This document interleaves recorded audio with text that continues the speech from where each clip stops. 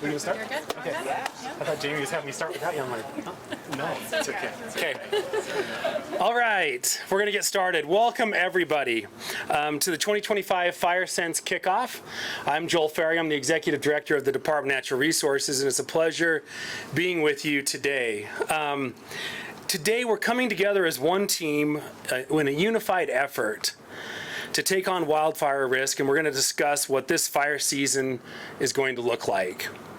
Most importantly, we're going to share simple things that we all can do to help prevent wildfires before they start. And today we're joined, I'm proud to introduce and be joined today by our esteemed Governor, Governor Cox. Thank you for being here today, Governor. Jamie Barnes, our Director of the Division of Forestry Lands. We have Chris Delaney, Fire Management Officer for the BLM, is with us. Thank you, Chris, for being here. Chris, where are you? Well, there you are. You switched sides on me. Okay, Chris is here. And finally, we have Basil Numerjiski. He's the lead meteorologist with the Predictive Services at the Great Basin Coordination Center. So this is the A team, and this is the team that helps us as we fight wildfires. And, you know, while they're here on front, I just want to give a quick shout out. When I look out in the crowd today and I see all the firemen, all of our officers that are helping us, the FMOs and the other wardens and everybody across the state helping us manage our fires, you guys make the difference. Today marks the 5th anniversary of the Fire Sense campaign. It's a statewide initiative designed to raise awareness and encourage simple behavior changes that prevent human-caused wildfires. Fire Sense is built on a simple idea that fire prevention is common sense. Historically, almost half of Utah's fires have been human-caused. And today, those fires are caused by vehicles, by campfires, by trailers, ag burns, firearms, all sorts of different things, and just one spark is all it takes, and one spark is too many. That's why the Fire Sense focuses on everyday decisions, from things like properly dousing our campfires, to checking the tires and the chains on your trailer, and being aware of things like red flag conditions. So today is the official kickoff and the season of fire season. We're kicking off now. We have our partners from the federal, state, and local agencies to share one common message, and that message is that we all have a role in wildfire prevention.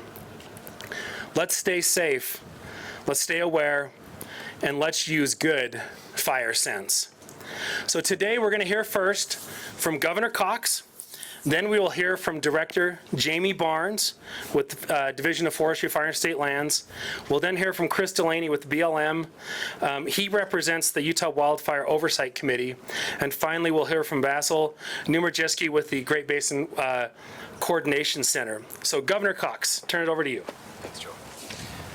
Ladies and gentlemen, it's great to be with you today. Thank you for joining us again this year as we kick off the 5th Fire Sense season. The truth of the matter is I brought you all here because it's Joel Ferry's birthday. And so I want to wish Joel a very happy birthday. In front of everybody, happy birthday, Joel. Thanks, guys.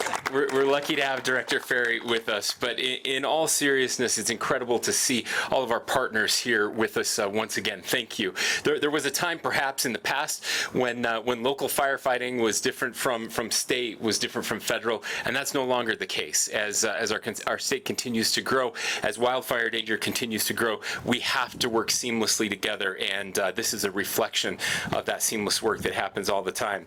I have to say that I worry that we've gotten a little complacent when it comes to not firefighting, but as a public, when it comes to fire danger. We've been pretty fortunate the past 5 years in that we've had significant snowpack, especially the last 3 years. We've had well-timed storms over those seasons, so our drought conditions have not been as high as they were 4 or 5 years ago. We've also significantly increased our prevention and our attack. And so we're leading the nation when it comes to attacking wildfires. 93% of our wildfires are put out before they grow to 10 acres, which is really incredible when you're looking at hundreds of wildfires every year. And it's because of the brave men and women that you see behind me and out here in the audience. That being said, I'm not convinced that's going to continue. At least the piece of us getting lucky with Mother Nature isn't going to continue, and we need people to really be careful this year. If we'll hear in just a minute, it's hard to think about wildfire when it literally just snowed a couple days ago. There's still snow in the mountains. It's cool outside. The valley's green.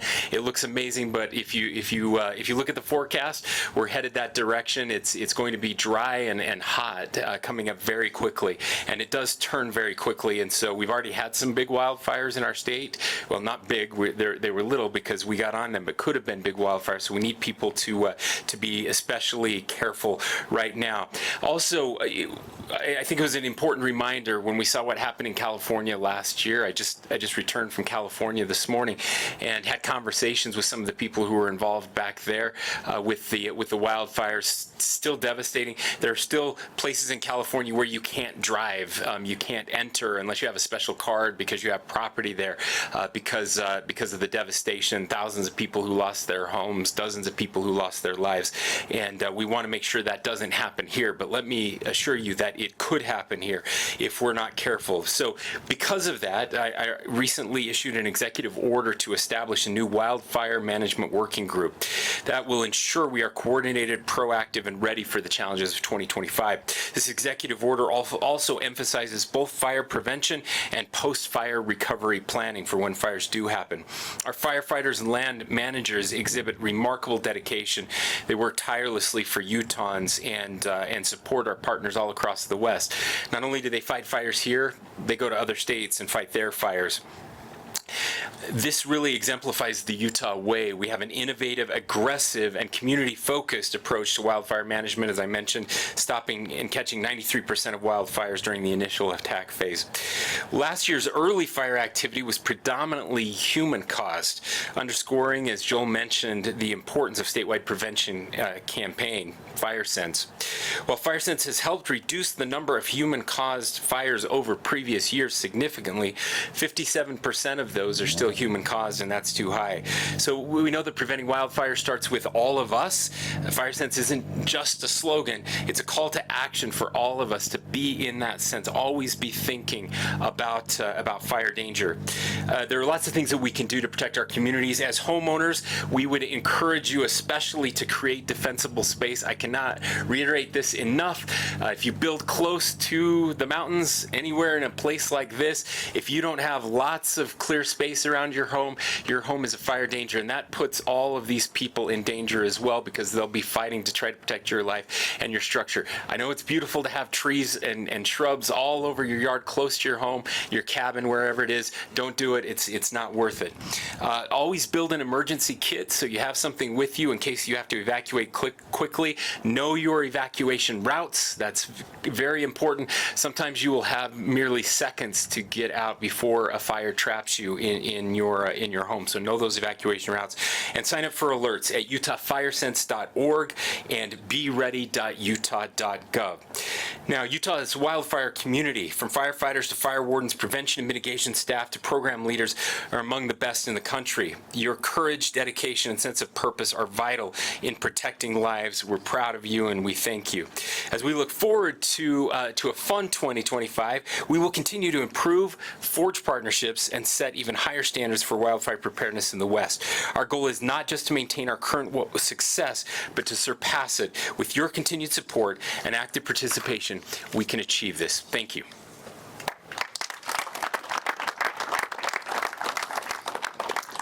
Thank you, Governor Cox, for those nice remarks. Utah is home to some of the world's most breathtaking landscapes. Red rock deserts, thousands of acres of forested land, and vast open spaces. But with that comes responsibility. As we head into another fire season, our top priority is clear: preventing unwanted wildfires before they start. We can't control lightning, but we can control sparks from vehicles, target shooting, campfires, and more. That's what Fire Sense is all about, and that's why we're here today. Awareness, preparation, and smart decision making. When we act with Fire Sense, we protect lives, we protect property, and we protect the places that we love.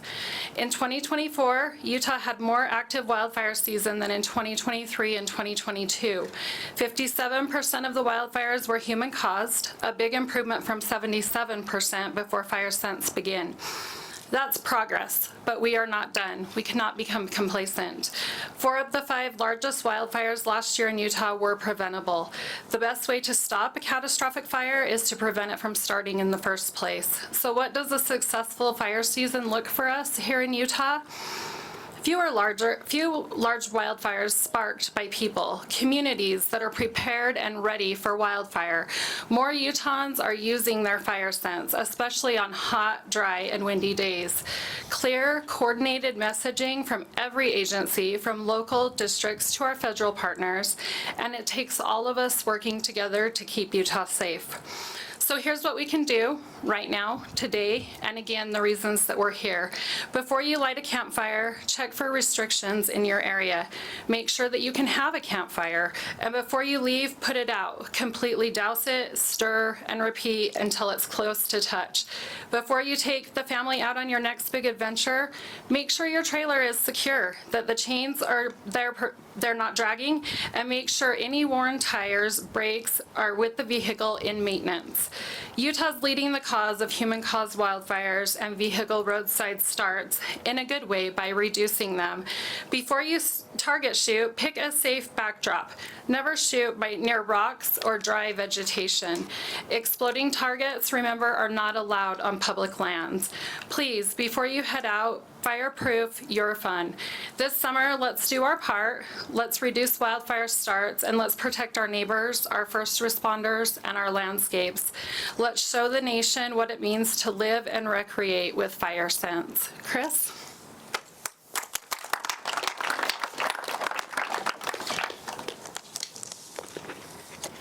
Thank you, Director Barnes.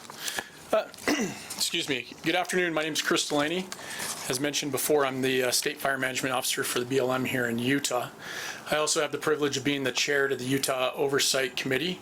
That's a group of state and regional fire management officers that represent the 4 bureaus under the Department of Interior, the United States Forest Service, and the state of Utah's Forestry, Fire, and State Lands. As mentioned, today we come together to mark the start of the 2025 fire year, not just as individuals, but as individual agencies, but as a unified force. We may wear different shirts, we may drive around in different trucks, but we represent this unified force that is committed to protecting lives and property in landscapes that bind us together. When a fire is reported, that call goes to one of the interagency dispatch centers here in Utah, staffed by professionals from the BLM, the Forest Service, Forestry, Fire and State Lands, National Park Service, and other entities. From there, the response isn't about who wears what patch. It's about who's the closest and who can get there the fastest. When crews arrive, you'll often see multiple agencies working side by side. We're all focused on the same mission, protecting people, communities, and the public lands here in Utah that we all call home. No one agency can do it alone. Wildfire season may bring us into the spotlight, but our work is year-round. The absence of fire and smoke doesn't mean the absence of effort. Outside the peak fire months, our crews are still fighting fires, just the ones that have not started yet. Through hazardous fuels treatment and restoration work, we reduce the risk of catastrophic wildfires before they even ignite. Just like our suppression efforts, these projects are completely collaborative. Whether around your neighborhood or deep into the public lands, you'll find crews from multiple agencies working side by side. In 2024, BLM Utah treated over 87,000 acres of hazardous fuels. Our partners at Forestry, Fire, and State Lands treated more than 18,000, and the United States Forest Service completed over 146,000 acres across Utah. These numbers reflect the scale and the scope of our shared commitment in reducing wildfire risk and severity while building more resilient landscapes and protecting the communities here in Utah. Many of those treatments were completed in partnership with stakeholders and public land users across the state. These projects not only help reduce the risk, but also improve watershed health, enhance water quality and quantity, and help restore wildlife habitat. As we enter this year, we know the risks are real, but so is every agency's commitment and readiness. Our strength lies in our partnerships, our preparation, and in the professionalism of the people that stand ready to respond. To every agency represented here, and to the communities that we serve, thank you for your support, and thank you for your commitment to collaborate and to help us reduce wildfire risk here in Utah. We are all committed to move forward together, ready for whatever this fire season brings. Thanks.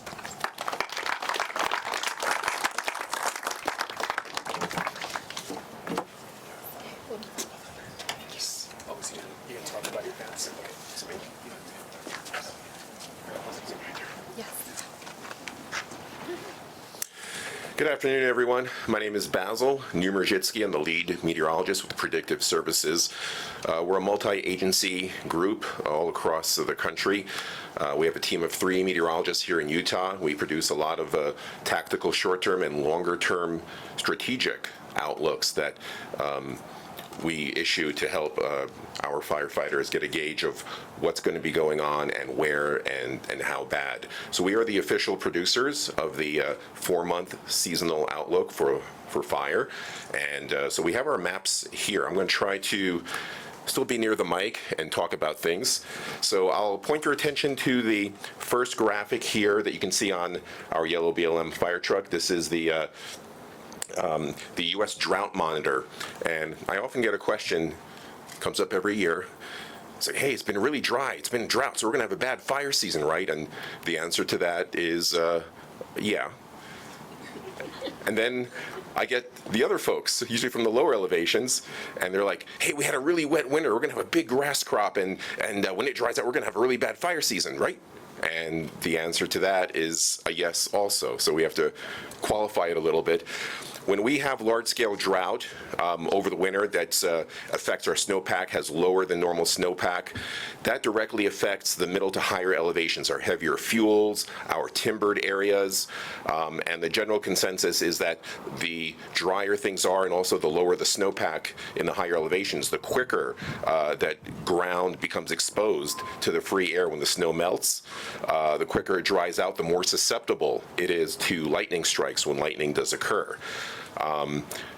If it's been too dry for too long, if we're in the 2nd or 3rd year of drought, then what happens is we don't get much of a fine fuel crop. So although we might have a bad fire season up in the higher terrain, the lower elevations, sometimes in the grasses, just not enough grass to continuously burn. We are still wrestling with this a little bit. We have a kind of a unique situation. It's been a very dry winter in our southern areas where you see those drought conditions, especially those reds and darker reds. But we're coming off, as was mentioned earlier, and I believe the governor mentioned this, we had some really wet years the last 2 years with above average snowpack, above average precipitation. So although there might not be as much new grass this year, we have what's called carryover fuels, other various types of grasses and brush that might have grown from the wetness from 12 to 36 months ago that's still out there. So we are looking at all of that. And then finally, what is the weather going to do over the next couple of weeks and climatically over the next couple of months? So I'll shift over to this side and hopefully not block too many of you. I know can't open it up for everybody here, but the first month that we're looking at now is June. We don't have any concerns for May right now, but for June, we have been advertising above normal fire potential for far southern Utah, also extends into the northern Arizona Strip, which is also part of our forecast area. It is primarily for the middle to higher elevations, although there are pockets of good carryover fuel even in the lower elevations. We've been gotten a bit of a blessing in disguise the last couple of days and last week or two with some of these cool weather patterns coming in, some showers. So it's delayed things a little bit. So it doesn't mean that things are going to start right away. June 1st, we're going to see above normal fires breaking out all over the place. But sometime maybe June 7th, June 10th, we should see fire activity, and it should be, has a good chance of being higher than what it normally is that time of year. If we go to July, you notice we still have an area of red painted maybe just a tad further north, but it still covers for our U.S. Forest Service partners the Fish Lake National Forest, the Dixie National Forest, and some maybe parts of the Manti-La Salle National Forest. We've stripped out that lower edge. July is a time period where we normally see the summertime monsoon kick in, and each time it's a little different. I was just on a monsoon conference call the other day. The experts are still a little torn about it, but these wet weather patterns that we've been getting that have actually been buying us a little bit of time, not allowing things to dry out. It's actually a mixed blessing. It's good in the short term, but that kind of a weather pattern leads to an eventual delay of the monsoonal formation of the Four Corners High. So without getting into too much detail, if we get one or two more cold fronts and some showers and cool temperatures and not the 90 and 100 degree weather that we normally get in southern Utah through the end of May and early June, that could delay the onset of the monsoon.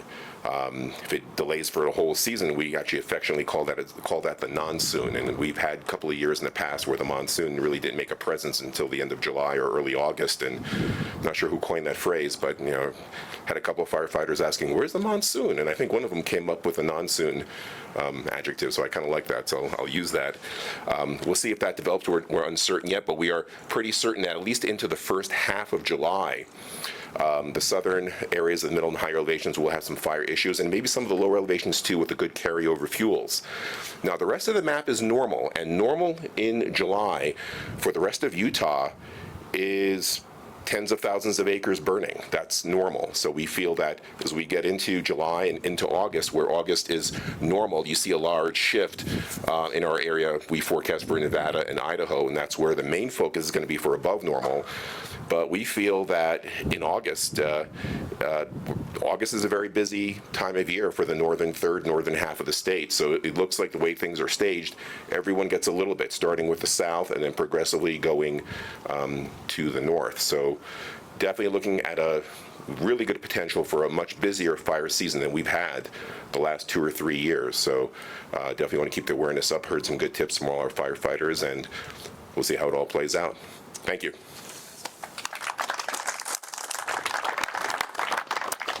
All right, thank you, Basil, and everybody else who has spoken to us today. So we're going to wrap this up. I just want to thank everybody in the state of Utah who has exercised and used good fire sense. And I want to urge you all to keep it up. If you see a wildfire, call 911 immediately. Don't wait. Early intervention makes all the difference. And finally, I want to thank the media for helping us spread the word. Share these stories, tell our story, and help us as we work to help prevent those catastrophic wildfires here in the state of Utah. So we're now going to do, the governor's got 5 minutes to take some questions related to fire. Okay? I'm gonna act as like the bouncer here, but questions related to fire. And if you're interested in speaking with any of the other panelists or anybody here up front here, you can corner us one-on-one. We're happy to have some one-on-one time, but we'll be here for a little bit. But Governor, I'm going to let you come to the mic. Scrum here. Okay. Little scrum, and just want to thank everybody for continuing your efforts on fire sense and to keep Utah wildfire free. Thank you, Yeah. Governor. Great job, everybody. Thank you, Basil. Thanks to our team up here. Happy to answer questions. And Joe really won't beat you up if they're about something else. Please. Yeah. So the report that's tied to the wildfire order that you issued last month, has that come out? And what are some of the things that have been suggested to tackle this season? I don't think we have the report. Do we have the report? It's June 1st. Yeah, I knew we were close, but not yet. So it'll be out on June 1st. Yeah, we'll get you more information then. What are some of the things that you're hoping, I guess, to address, though, heading into this? Yeah, well, so we're looking. It's lessons learned from California. Really, we want to make sure you heard they were very well publicized about some of the issues that happened with water pressure, for example, making sure that we have that we're checking routinely, working with our locals to make sure that when you pull up to a fire hydrant, there's actually water there. So those are the types of things above and beyond what we normally do, getting ready for a fire season. That's just one example, but it really is. Hey, let's look at everything. Let's imagine the worst case scenario and prepare for that. Other questions? And if there are none, this makes it really easy. Well, are there any Yeah. concerns about retention of firefighters? I mean, obviously, there's been cuts when it comes to certain programs and the federal. Yeah. Are there any concerns about shortage? Yeah, that's always a concern for us, making sure that we're compensating our fire crews well enough at both the local, state, and federal level. That really matters, and we've made some strides on that, making sure that this is a job that people want to do. We know that the last couple years it's been hard on our teams, not as much here, but because they get sent all over the country. Many of these guys ended up in California and other places, and because wildfire season is extending, it starts earlier than it used to start, and it ends later than it used to start as well. And so that really tests the mettle of those who are doing these jobs. We also have at the federal level, we rely on our federal partners. When we have those big fires, those are our federal teams that come in and really help us, help our Type 3 crews that are here, and so we need those. I know hiring at the federal level has been a little bumpy recently, and that. Those are summer jobs for a lot of people going to school, and so if you have fire season that extends and we're losing them, so we're always concerned about that piece. I know I've back in February had conversations with the Department of the Interior, just making sure that they were on track to getting people hired, and we so appreciate our federal teams that are here on the ground and helping us with those. So far it looks like we're going to be staffed up. That's the plan. I also just want to thank our members of Congress who have been working on more funding for this initial attack phase that we talk about so much, making sure that we have the air resources, that we have enough supplies, and the personnel as well to get on these fires much earlier before they turn into those $1 million a day fires that we all hate to see. That was my question, Governor. Yeah. Are those supplies changing? Do we have any more air resources coming in that will be stationed in the state? Yeah, so we don't have to depend on other states bringing those in? The last couple years we've been really good at that, and we've bought some equipment as well as a state. We appreciate the legislature who's helped us to do that so that we can get right on it. We'll also at times when needed, when we have the big fires, we'll use the National Guard and their air resources as well. So I can just tell you the last couple years have been so much better when it comes to that air attack. The real air attack is obviously the quickest, fastest way to get on these fires before they get too big, and we've been fortunate to do that. Anything that you guys want to add on that? Jamie, anything on the... Yeah, so the state has staffed up on aviation resources. We currently have 2 Type 1s under contract, and then last year we put together a heli-attack program. So we're fully staffed, we're ready to go, and we expect to enter this season with no problems at all. We're working closely with our federal partners to determine what the impacts have been to their programs, but as of right now, those are still a little bit in limbo, and fire will operate as normal. We got time for one more question for the governor. Governor,